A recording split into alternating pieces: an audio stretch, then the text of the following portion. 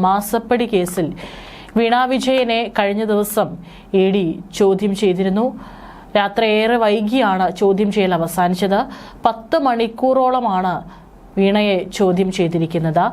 നീണ്ട ചോദ്യം ചെയ്യലിന് ശേഷം വീണ കൊച്ചിയിലെ ED ഓഫീസിൽ നിന്ന് മടങ്ങുന്ന ദൃശ്യങ്ങളൊക്കെ തന്നെ പുറത്തു വന്നിട്ടുണ്ടായിരുന്നു. മാധ്യമങ്ങൾ പല ചോദ്യങ്ങളും ഉന്നയിച്ചെങ്കിലും അതിനോടൊന്നും തന്നെ പ്രതികരിച്ചില്ല. അകത്തേക്ക് കടക്കുമ്പോൾ കറുത്ത മാസ്ക് ധരിച്ചായിരുന്നു വീണ കടന്നിരുന്നത്. അതേപോലെ തന്നെയാണ് കറുത്ത മാസ്ക് ധരിച്ചുകൊണ്ട് തന്നെയാണ് പുറത്തേക്കും വന്നത്. കഴിഞ്ഞ ദിവസം രാവിലെ 10:30 ഭർത്താവും MLAയുമായ P. മുഹമ്മദ് റിയാസിനൊപ്പമാണ് വീണ ED ഓഫീസിൽ ഹാജരായത്. 11 മണിയോടെയായിരുന്നു ചോദ്യം ചെയ്യൽ ആരംഭിച്ചത്. വീണയെ ഇറക്കിയ ശേഷം അദ്ദേഹം പോയി. ചോദ്യം ചെയ്യൽ രാത്രി ഏകദേശം 8 മണി വരെയാണ് തുടർന്നത്. കേസിന്റെ സെൻസിറ്റീവ് സ്വഭാവം കണക്കിലെടുത്ത് ED ഓഫീസിന് ചുറ്റും കനത്ത പോലീസ് വിന്യാസമുണ്ടായിരുന്നു. കൂടാതെ മെയ് 27 പരിശോധനകൾക്ക് ശേഷം പിണറായിയുടെ വസതിയിൽ നിന്ന് ഇറങ്ങുമ്പോൾ ED ഉദ്യോഗസ്ഥർക്ക് നേരെ ഒരു ജനക്കൂട്ടം ആക്രമണം നടത്തിയതിന്റെ പശ്ചാത്തലം കൂടി നിലനിൽക്കുന്നതിനാലാണ് കൂടുതൽ കേന്ദ്ര സേനയെയും ED ഓഫീസിന് മുന്നിൽ നിലയുറപ്പിച്ചിട്ടുണ്ടായിരുന്നു. രാവിലെ മുതൽ തന്നെ നിലയുറപ്പിച്ചിട്ടുണ്ടായിരുന്നു. പക്ഷേ ഒരു തരത്തിലുള്ള പ്രതിഷേധങ്ങളും അവിടെ ഉണ്ടായില്ല എന്നുള്ളത് തന്നെയാണ്. ഒരു നേതാക്കളും, ഒരു മുതിർന്ന നേതാക്കളോ അല്ലെങ്കിൽ അവിടെയുള്ള പ്രാദേശിക നേതാക്കളോ ഒന്നും തന്നെ ED ഓഫീസിന്റെ അടുത്ത് പോയിട്ട് അവിടെ ഒന്നും തന്നെ വന്നില്ല എന്നുള്ളതാണ് മറ്റൊരു കാര്യം എന്ന് പറയുന്നത്.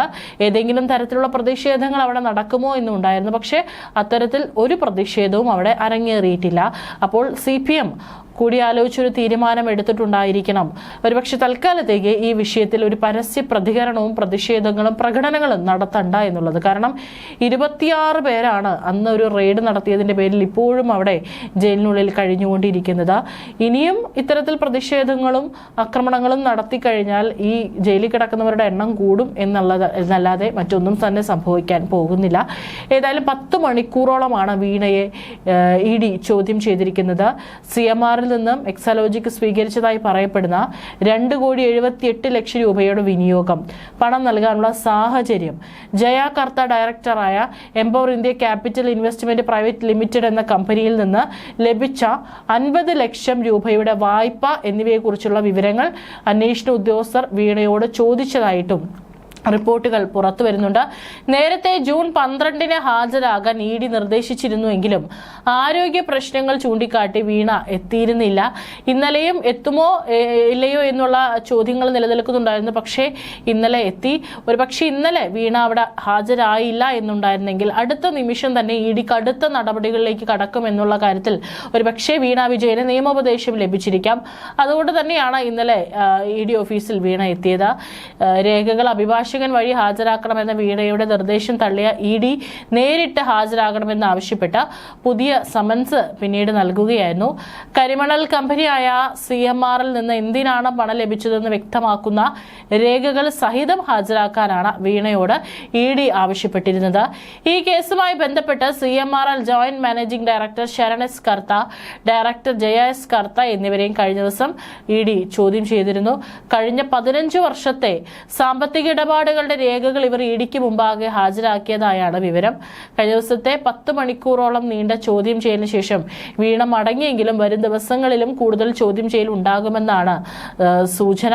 വീണയുടെ ആസ്തികളുടെ വിശദാംശങ്ങളും ED സംഘം ശേഖരിച്ചുവെന്നും പരിശോധനയ്ക്ക് വിധേയമാക്കിയ ഫണ്ട് ഉപയോഗിച്ച് എന്തെങ്കിലും സമ്പാദിച്ചിട്ടുണ്ടോ എന്നും പരിശോധിച്ചു വരികയാണെന്നും അറിയിച്ചു. അത്തരം സ്വത്തുക്കൾ കണ്ടെത്തിയാൽ ഏജൻസിക്ക് ജപ്തി നടപടികൾ ആരംഭിച്ചേക്കാം. കള്ളപ്പണം വെളുപ്പിക്കൽ അന്വേഷണത്തിന്റെ പ്രധാന ഘടകമായ സീരിയസ് ഫ്രോഡ് ഇൻവെസ്റ്റിഗേഷൻ ഓഫീസ് ശേഖരിച്ച രേഖകൾ ആക്സസ് ചെയ്യുന്നതിന് കൊച്ചിയിലെ ഒരു പ്രത്യേക കോടതിയിൽ നിന്നും ED അടുത്തിടെ അനുമതി നേടിയിരുന്നു.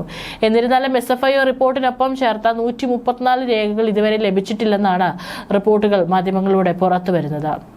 എക്സാലോജിക് ഒരിക്കലും നൽകാത്ത സേവനങ്ങൾക്ക് CMRൽ നിന്ന് ഗണ്യമായ തുക കൈപ്പറ്റിയതായി SFIO റിപ്പോർട്ട് ചെയ്തതിനെ തുടർന്നാണ് ED അന്വേഷണം പ്രധാനമായി നടക്കുന്നത്. മെയ് 27 ഒന്നിലധികം സ്ഥലങ്ങളിൽ നടത്തിയ പരിശോധനകളെ തുടർന്ന് കേസുമായി ബന്ധപ്പെട്ട് 18,36,00,000 രൂപ അടങ്ങിയ 242 ബാങ്ക് അക്കൗണ്ടുകളാണ് ED മരവിപ്പിച്ചത്. അക്കൗണ്ടുകളിൽ ഒന്ന് വീണയുടേതാണെന്ന് പിണറായി വിജയൻ സമ്മതിച്ചു. വ്യവസായി ശശീന്ദ്രൻ കർത്തയുടെ മകനും CMRL MDയുമായ ശരണസ് കർത്തയെയും ശശീന്ദ്രൻ കർത്തയുടെ ഭാര്യയും മകളുമായ ജയ കർത്തയെയും ഷിബി കർത്തയെയും ED ചോദ്യം ചെയ്തിട്ടുണ്ട്.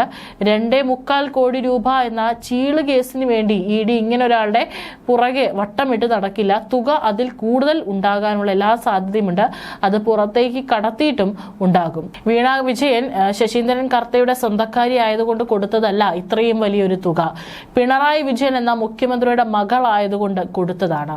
പരിസ്ഥിതി വകുപ്പ് മന്ത്രിയും മുഖ്യമന്ത്രിയുമായ പിണറായി വിജയനും ശശീന്ദ്രൻ കർത്തയും കൂടി കേരളത്തിന്റെ പൊതുസ്വത്തായ കരിമണൽ തൂക്കിവിറ്റു. അതിന്റെ ഷെയറാണ് മകളുടെ അക്കൗണ്ടിലേക്ക് വന്നിരിക്കുന്നത്. അത് ഇടിക്കും അറിയാം, ലോകത്തുള്ള എല്ലാ മനുഷ്യർക്കും അറിയാം. കരിമണൽ കേസായാലും മാസപ്പടി കേസായാലും സ്വർണ്ണക്കടത്ത് കേസായാലും ലൈഫ് മിഷൻ കേസായാലും പിണറായി വിജയൻ അന്വേഷണങ്ങൾ വരുന്നത് തന്നെയാണ് കേരളത്തിനും കമ്മ്യൂണിസ്റ്റ് പാർട്ടിക്കും നല്ലത്. അന്വേഷണം മൂർധന്യത്തിലെത്തിയാൽ അദ്ദേഹം പ്രതിപക്ഷ നേതൃസ്ഥാനം രാജിവെക്കും. അദ്ദേഹം രാജിവെച്ചാൽ പിറ്റേ ദിവസം തന്നെ MP ഗോവിന്ദൻ സ്വയം ഇറങ്ങി കണ്ടം വഴി ഓടും. പുതിയ നേതൃത്വം വരും. പാർട്ടി തളിരിടും, പൂവിടും. സമ്മർദ്ദങ്ങളോ പ്രതിഷേധങ്ങളോ ഇല്ലാതെ പാർട്ടിയുടെ അണികളുടെ സ്വപ്നങ്ങൾ സഫലമാകും. വിലക്കയറ്റങ്ങളും ദുരന്തങ്ങളും മൂലം ദുരിതത്തിലായ ജനം നിസ്സഹാരായ ഒരു ഭാഗത്ത്, അഴിമതിയും ധൂർത്തും കൊള്ളയും ഗുണ്ടായുസവും നടത്തി ആനന്ദ നൃത്തമാടിയവർ മറുഭാഗത്ത്. കേരളത്തിന്റെ ഭാവി തന്നെ തുലാസിലാക്കിയ പോയ നാളുകൾ ഓർക്കാൻ കൂടി മനസ്സ് വരുന്നില്ല. എല്ലാം കാണുന്ന ഒരാൾ മുകളിലുണ്ടെന്ന് ഇക്കൂട്ടർക്ക് വിശ്വാസമില്ലെങ്കിലും ഇതിന്റെ എല്ലാം ഇരയായി നിലയില്ലാ കയത്തിൽ പെട്ടുപോയ ജനങ്ങൾക്കത് വിശ്വാസമായിരുന്നു. എന്നും അധികാരത്തിന്റെ അപ്രമാദിത്വത്തിൽ രമിക്കാമെന്നോർത്തോ.